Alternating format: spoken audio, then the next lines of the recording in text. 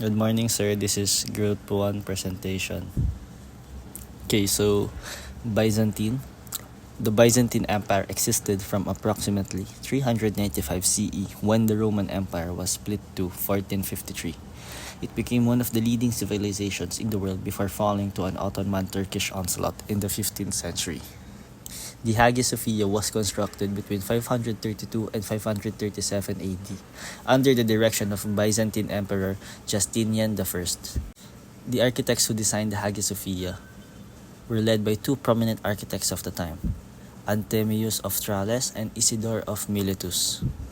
The inspiration of Hagia Sophia is that Emperor Justinian I commissioned the Hagia Sophia to surpass the grandeur of previous religious structures, aiming to create a monumental basilica that would symbolize the might and sophistication of the Byzantine Empire. Every part of the Hagia Sophia, from its walls and flooring to its dome and minarets, narrates captivating stories. It has been heavily influenced by both Byzantine and the Ottoman elements of design.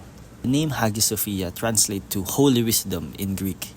Originally built as a Christian cathedral, it was later converted into a mosque, then a museum, and currently serves as a mosque again. Its architectural design, especially the massive dome, has been highly influential in both Byzantine and Islam architecture. Many artists have created works of Christ the Pantocrator, including Jeremias Paladas, Elias Moskos, Marian Zidaru, Svetozar Nenyuk, and Rajika Miki Fortuna. However, the specific artist of early Christ the Pantocrator icons remains unknown, as anonymous craftsmen of the Byzantine era created many. The Christ Pantocrator iconography was inspired by theological concepts emphasizing Christ's dual nature as divine and human. It portrays him as the omnipotent ruler and judge of the universe. Pantocrator translates from Greek as almighty or all-powerful. In these icons, Christ is typically depicted holding a gospel book in one hand and making a gesture of blessing with the other, symbolizing his role as the ultimate authority and source of divine wisdom. Maria Laach Abbey is located on the southwest bank of Lake Laach near Andernach, Germany, and it was founded in 1093 by Henry II of Lorraine, or Count Palatine of Rhine-Heinrich II. It was initially managed by the Cluniac Benedictines and became independent in 1127 with its first abbot, Gilbert. Laach is an old High German word for lake, and it has been preserved in the name of the lake and the abbey. But the modern German word for lake is sea, so the lake is called the Laacher See. The addition of Maria to the abbey's name did not happen until the 19th century. Heinrich hired builders from Lombardy to construct the monastery. This Romanesque masterpiece features a basilica style with a transept and double choir. Its east and west ends have apses, and the church is adorned with an imposing group of towers, including the square towers and a central tower. The church architectural design marks a significant development in the German architecture as the first columned basilica with arches. The abbey experienced various changes over time, and because of this, the Maria Laach Abbey had a lot of contributors when it comes to designing of the whole place, such as Kaiser Wilhelm II, and the Church of Maria Laach is a prime example of German Romanesque architecture. Is often seen as a fairy tale fortress due to its multiple towers and lakeside location. The church features a round apse with twin towers, a cupola over the transept, and a west facade with a choir and central tower. And again, a unique paradise porch was added in 1225, inspired by the early Christian basilicas, with rich carvings by the master of Laach Salmon, and inside, colorful artworks including murals and stained glass are to be seen. The dark interior is lit by small Romanesque windows, and the nave houses various historical artworks, including murals and statues. The church also features a crypt with the mosaic tombstone of Abbot Gilbert, the first abbot, and the nearby 12th century St. Nicholas Chapel. And lastly, the serene Lake Laach, a volcanic crater lake, offers a peaceful setting for the visitors that will be visiting the Marialac Abbey. Abbey of San Antimo, designed by architect recruited by Abbot Gidon, and the current appearance restored by Giuseppe Partini in 1870. Inspired in French and Lombard models serve as the inspiration for the Abbey of San Antimo in Tuxani, Italy. The Byzantine Empire also had an influence on the abbey's Romanesque architecture.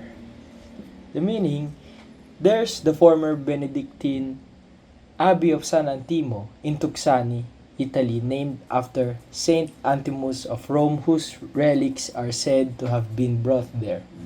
Specifically, this place is famous for its very striking Romanesque architecture and historical aspects, more often associated with Charlemagne's reign.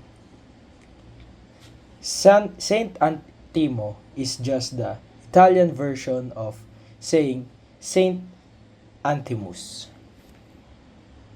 Next, we have the Gothic architecture. Gothic architecture emerged in Europe from the late 12th century to the 16th century, continuing in some regions until the 18th century. And for its notable characteristics, it often includes pointed arcs, flying buttresses, ribbed vaults, and stained glass windows, all of which could be seen in both Chartres Cathedral and Notre Dame. Next, we have the Chartres Cathedral. The construction of Chartres Cathedral began in 1145, following the destruction of an earlier Romanesque church by fire.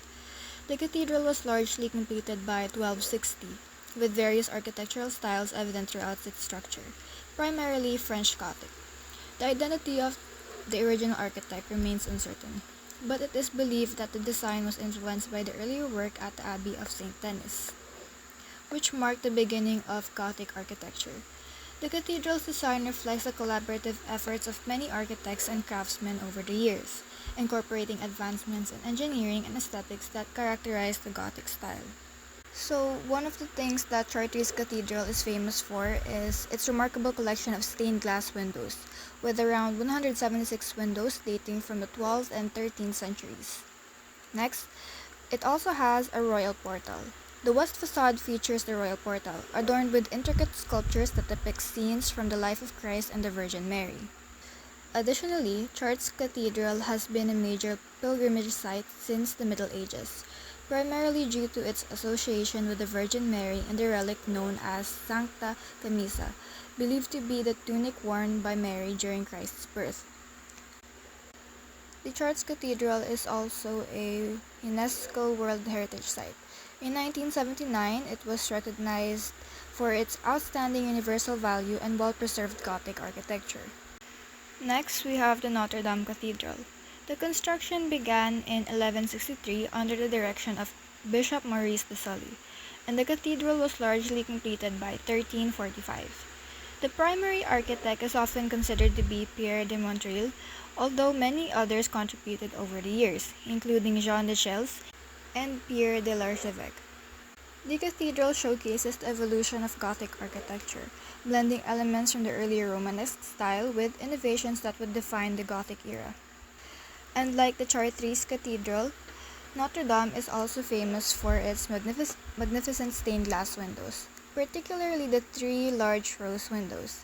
These windows, created in the 13th century, depict biblical scenes with saints, allowing natural lights to fill the interior with color. The Notre Dame also houses several important relics, including the crown of thorns, which is believed to have been worn by Jesus Christ himself. The cathedral has been a site of significant historical events, including the coronation of Napoleon Bonaparte in 1804 and the beatification of Joan of Arc in 1909. So, we'll be tackling early Renaissance. So, what is early Renaissance? An early period of time that existed between the 1400s to the 1490s in Florence, Italy. The word Renaissance meaning rebirth of ideas in the past ancient Greek and Rome that inspired many artists and philosophers that brought changes in art and emphasizes antiquity and focuses on realism in painting. So here are the examples of the paintings. The Annunciation by Fra Angelico, created around 1438 to 1445, is a masterpiece of the early Renaissance.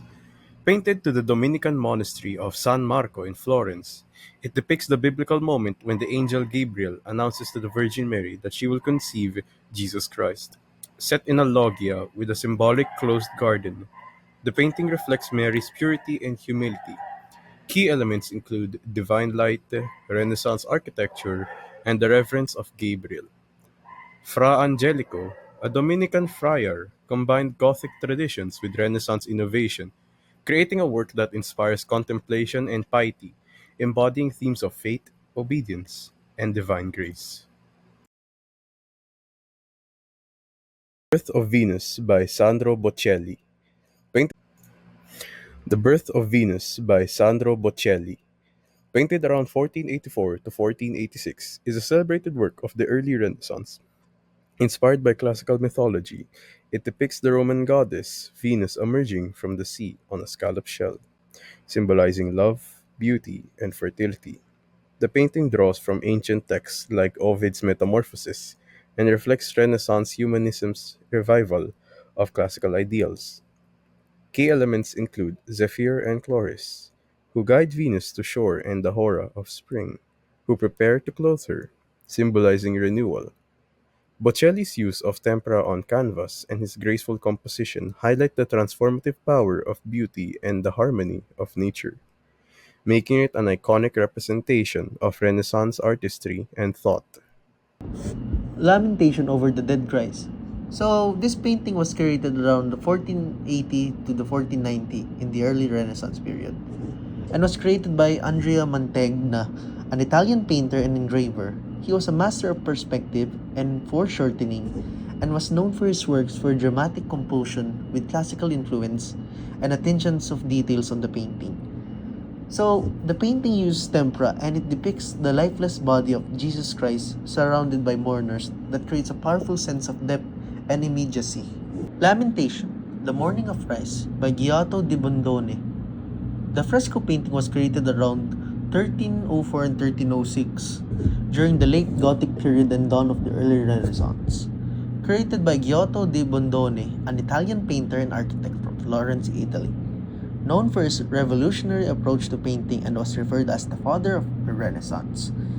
He broke away from the rigid symbolic style of Byzantine art and introduced a greater sense of realism, depth, and human emotion. The inspiration of the painting comes from the biblical narrative of Jesus Christ following the events of his death.